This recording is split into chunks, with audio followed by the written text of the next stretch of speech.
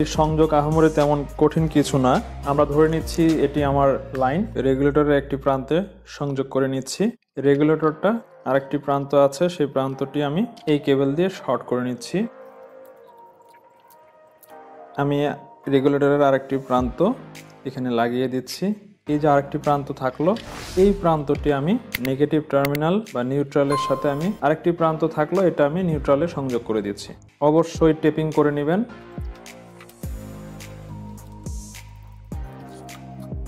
তো আমার সংযোগটা সম্পূর্ণ হয়েছে। আমি এখানে আবার একটু ছোট করে ওভারভিউ করি। আমি এখান থেকে দুইটা কেবল নিয়ে এসেছি। একটি কেবল আমি এই রেগুলেটরে এখানে সেট করেছি, কানেক্ট করেছি, এবং এখান থেকে আরেকটি কেবল বের করে নিয়েছি, যেখানে আমি একটি প্রপটা লাগিয়েছি।